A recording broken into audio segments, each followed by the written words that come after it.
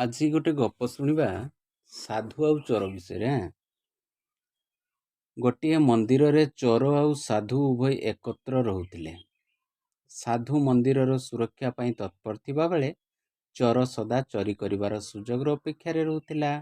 ଚୋରର ମତିଗତି ଜାଣିପାରି ଥରେ ସେ ଚୋରକୁ ପଚାରିଲେ, ବାବୁରେ, ଜାଣିଛ କି ତୁମେ ଜୀବନରେ କେତେ ପାପ କରିଛ? ଚୋର କହିଲା, ମୁଁ ଜାଣିନି। ଚୋର ସାଧୁକୁ ପଚାରିଲା, ଆପଣ କେତେ ପାପ କରିଛନ୍ତି? ସାଧୁ କହିଲେ, ହଁ, ମୁଁ ବି ପାପ କରିଛି। ଚୋର ଏହା ଶୁଣି ଆଶ୍ଚର୍ଯ୍ୟ ହୋଇଗଲା। କାହାର ପାପ ଅଧିକ ଜାଣିବା ପାଇଁ ଏକ ଉପାୟ କରାଗଲା। ଦୁଇଟି ମାଠିଆ ଦୁହିଁଙ୍କ ନାମରେ ରଖାଗଲା। କଥା ରହିଲା, ମାଠିଆର ମୁହଁ 7 ଦିନ ପର୍ଯ୍ୟନ୍ତ ବନ୍ଦ ରହିବ। 7 ଦିନ ପର୍ଯ୍ୟନ୍ତ ଯିଏ ଯେତେ ପାପ କରିବ ତା ମାଠିଆରେ ସ୍ୱତଃ ସେତିକି ପଥର ଖଣ୍ଡ ଜମା ହୋଇଯିବ। ଯେଉଁ ମାଠିଆରେ ଯେତୋଟି ପଥର ବାହାରିବ ସେ 7 ଦିନ ମଧ୍ୟରେ ସେତିକି ପାପ କରିଛି ବୋଲି ଜାଣିବ। ବୁଝିଲ? ସାଧୁ ମନ୍ଦିର ସେବାରେ ତତ୍ପର ରହିଲେ। ଚୋର 7 ଦିନ ମନ୍ଦିର ବାହାରକୁ ଯାଇ ନିଜ ଚୋରି ବୃତ୍ତି କଲା। 7 ଦିନ ପରେ ମାଠିଆ ଦୁଇଟି ଅଣାଗଲା ଏବଂ ସେଥିରୁ ଛୋଟ ଛୋଟ ପଥର ଖଣ୍ଡକୁ ବାହାର କରାଯାଇ ଗଣାଗଲା। ଚୋର ମାଠିଆରୁ 20ଟି ପଥର ଖଣ୍ଡ ବାହାରିଲା।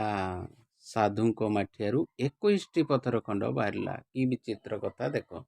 ଚୋର ମାଠିଆରୁ 20ଟି ପଥର ଖଣ୍ଡ ବାହାରିଲା, ସାଧୁଙ୍କ ମାଠିଆରୁ 21ଟି ପଥର ଖଣ୍ଡ ବାହାରିଲା। ଏହା ଦେଖି ଚୋର ସାଧୁଙ୍କୁ କହିଲା, ଆପଣ ତ ମନ୍ଦିର ପରିବେଶ ଛାଡ଼ି କୁଆଡ଼େ ଯାଆନ୍ତି ନାହିଁ, ତେବେ ଆପଣ ଏତେ ପାପ କଲେ କେତେବେଳେ? ସାଧୁ କହିଲେ, ତୁମେ 7 ଦିନ ଭିତରେ 20ଟି ଛୋଟ ବଡ଼ ଚୋରି କଲ। ତୁମର 20 ଚୋରି କାର୍ଯ୍ୟର ସାକ୍ଷୀ ହୋଇ ମୁଁ ତୁମ ସହ ରହିଲି। ମୁଁ ସବୁ ଜାଣି ମଧ୍ୟ ଜଣେ ଚୋରକୁ ଚୋରି କରିବାକୁ ସୁଯୋଗ ଦେଲି।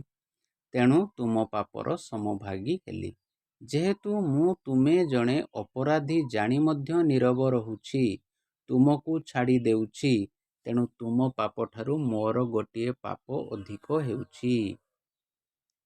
ଏ କଥା ଶୁଣି ଚୋର ନିଜକୁ ବହୁତ ଲଜ୍ଜିତ ମନେ କଲା। କହିଲା, ଆଜିଠାରୁ ମୁଁ ଶପଥ କରୁଛି ଆଉ କେବେ ଚୋରି କରିବି ନାହିଁ। ସାଧୁଙ୍କ ଗୋଡ଼ ତଳେ ପଡ଼ି କ୍ଷମା ପ୍ରାର୍ଥନା କଲା। କହିଲା, ମୁଁ ଆଜିଠାରୁ ଚୋରି ପ୍ରବୃତ୍ତି ଛାଡ଼ି ଆପଣଙ୍କ ଭକ୍ତ ହୋଇ ରହିବି। ବାକି ଜୀବନ ମୋର ଭଲ କର୍ମ କରି ବିତେଇବି। ଏଥିରୁ ଶିକ୍ଷା ମିଳେ, ପାପ କରୁଥିବା ବ୍ୟକ୍ତିଠାରୁ ପାପ କର୍ମକୁ ଦେଖି ନୀରବ ରହୁଥିବା ବା ସମର୍ଥନ କରୁଥିବା ବ୍ୟକ୍ତି ମଧ୍ୟ ସମ ପରିମାଣରେ ପାପୀ। ତେଣୁ କୁହାଯାଏ, ଚୋର ସାଙ୍ଗ ମଧ୍ୟ ଚୋର।